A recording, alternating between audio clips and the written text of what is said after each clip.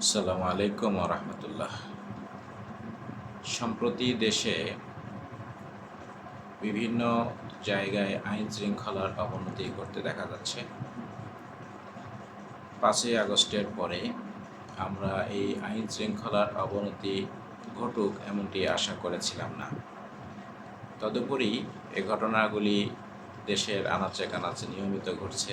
চুরি, ডাকাতি, ছিনতাই সহ বিভিন্ন রকম আইন শৃঙ্খলার অবনতি ঘটে এমন কার্যকলাপ দেখা যাচ্ছে।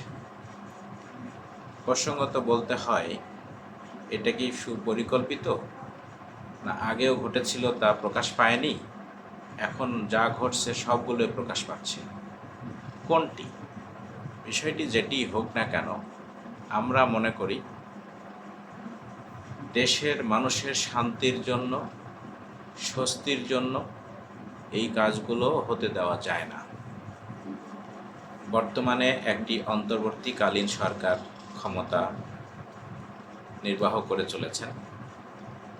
তাদের সংখ্যা উপদেষ্টা মণ্ডলী যতগুলি আছেন তারা অত্যন্ত দক্ষ বলেই তারা তাদের নিয়োগ দিয়েছেন। কিন্তু ইতিমধ্যেই বিভিন্ন আনাচে কানাচে কথা উঠেছে। স্বরাষ্ট্র উপদেষ্টা সহ বিভিন্ন উপদেষ্টার পদত্যাগের দাবিতে কথা উঠেছে।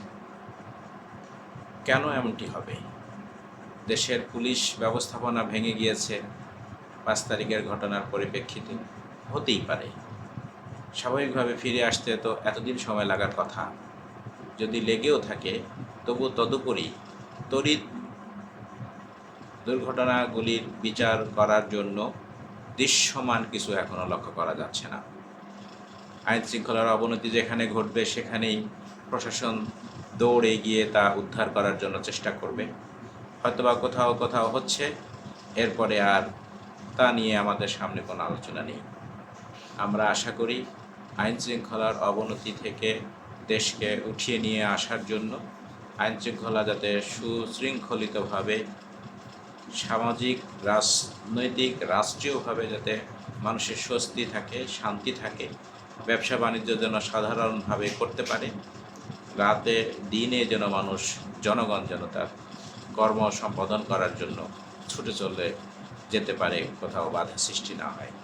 আশা করি আইন শৃঙ্খলা রক্ষাকারী সংশ্লিষ্ট ব্যক্তিবর্গ, উপদেষ্টা মহোদয় সহ সকল নাগরিকের দায়িত্ব হচ্ছে আইন শৃঙ্খলা রক্ষা করার কাজে সহায়তা করা এবং যারা আইন শৃঙ্খলা বিঘ্ন ঘটাচ্ছেন, অবনতি ঘটাচ্ছেন, তাদেরকে প্রতিরোধ করা। আসুন আমরা দেশের স্বার্থে, এই জাতির স্বার্থে, আমাদের স্বার্থে আইন শৃঙ্খলা রক্ষায় নিজ নিজ জায়গা থেকে ভূমিকা গ্রহণ করি। ধন্যবাদ।